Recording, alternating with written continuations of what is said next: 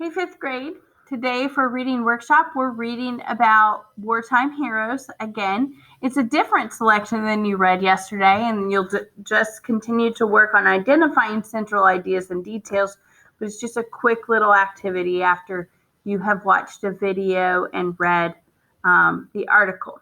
So you'll see that there are no additional resources in the assignment here.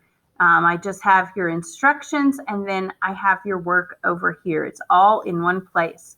So let's start with the instructions. It says, use the attached presentation to complete today's reading workshop lesson.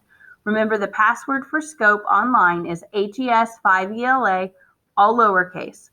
Watch the video lesson found on slide 1.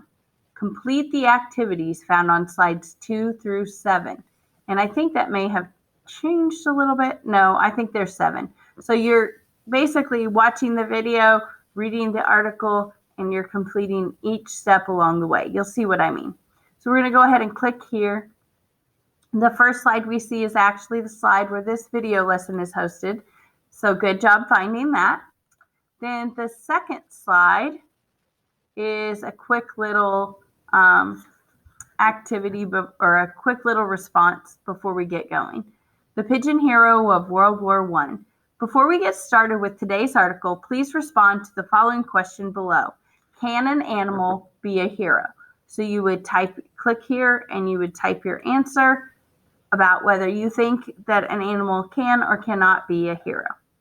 The next slide that we go to is a list of vocab words that you will see in the article. Now, you don't have to do anything with these, but I'm going to walk you through these, and they're there for you to go back to in case you're like, what the heck is this word? Like you come across it in the article and you're not sure what it means. It's likely on this list. So bioluminescent is an adjective, and it means something that is luminescent, glows with light. So it glows with light. That's what bioluminescent means. TV screens, light bulbs, and stars are luminescent. Some living things are bioluminescent. The prefix bio means life, meaning they can give off this light. So bioluminescent is a living thing that glows, okay? This ability to glow in the dark is caused by a special chemical reaction inside certain animals, plants, fungi, and bacteria. Fireflies are bioluminescent insects. Many jellyfish in the deep sea are bioluminescent. So luminescent means that it glows with light. Bioluminescent means a living thing that is able to glow with light. Battalion is our second word.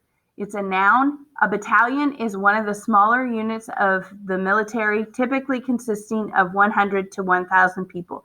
It's important to note also that in the military, sometimes a battalion has a special job that they just are devoted to doing. Colossal is an adjective. It means something that is colossal is extremely large. Blue whales are colossal animals. If you haven't checked your phone for 3 days, you might have a colossal number of texts waiting for you. Embattled. Embattled is an adjective when used in a military context. Embattled means engaged in battle and completely surrounded by enemies. So not a good situation for you to be in. If you use it outside of a military context, it means, or it can describe anyone or anything surrounded by difficulties, conflicts, or attacks. So if you went a whole week and you didn't do any of your ELA assignments, you may feel like you're embattled by those assignments because you're struggling and you're surrounded by difficulties because you have a whole lot of stuff that you have to get done now. Emerge means to come out or into view or to become known. So you deer hunters out there, sometimes the deer will emerge into the open after you've been sitting for hours in that stand. Other times, the deer will emerge or come out into view after you've just gotten seated and it's like, hey, dude, here I am. And so you're like, whoa. Anyway, emerge means to come out into view. Okay? The next group of words on slide 4 Number 7 is navigational. So navigate means to find the way to go to a place. Navigational means relating to navigation. So my navigation shows me how to get to a place, but my GPS is a navigational tool. It's a tool that helps me get to where I'm going. Okay? Rampant is an adjective. Rampant means wild and out of control. This is what my dogs do when I walk into the house at the end of the day. And if I'm really being honest, this is what my kids do also. They're like so excited that their mom is home. And so they just run wild and they're out of control. So rampant means wild and out of control. Telegraph is a noun or a verb. The telegraph was a system that people used to receive messages over long distances. So like you've seen the movies where they're like tap, tap, tapping on something. So that sends a message in code and it travels along a wire, and someone at the next telegraph station or wherever the message was supposed to be sent is there decoding it and writing the message out. So the fact that it's a noun and a verb means that it can be, if it's a noun, it's a thing. It's the message itself. And then if you use it as a verb, it's the act of sending a telegraph. So I need to telegraph my Aunt Mildred and let her know that I'm not going to be able to make it for Christmas. Okay? So telegraph means the message itself or the act of sending a telegraph. All right, and that's it for our words. I'm going to go ahead and click on slide 5. Here we have a video interview with Lauren Tarshis, the author. She's the author of this article, but you guys probably know her best, as being the writer for the I Survive series. So you're just going to click here, and then you're going to click on this link, and it's going to take you to Scope. Now, if it asks you to log in, remember that the password is HES5ELA and that you're a student, okay? This is going to take you to this video. You'll click play and watch that. By the way, there will be questions about this after the video has played. So once you're done, you can close that and go back to the presentation that has all of these links. And we're going to go to slide 6. Here's where you'll actually go to read and listen to the article. So you'll click here and you'll follow that link.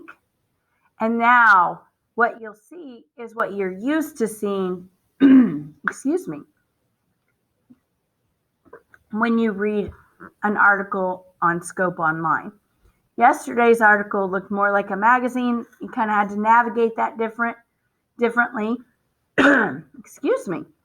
And this one looks like what we're used to. The difference with this one is if you want to listen to the audio, you have to scroll all the way down to the very, very bottom.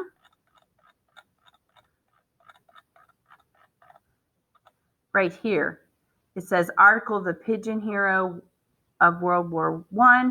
You click that. Hi, Scope readers. And it's going to bring the audio up. The good news is you don't have to click into a different article. You're just going to scroll back up here to the beginning of the article. And then once you get there, you'll click play and listen to it and read it at the same time. When you're all done with that, you're going to return to your presentation or the tab that has the presentation open, the Google Slides or slide deck, and you're going to go ahead and click on slide 7. That's the very last slide, and you're just going to answer this one question for me. In the video, author Lauren Tarshis says that carrier pigeons have superpowers. Find at least 2 details in the article that support this idea. So we've been working on central ideas or main ideas.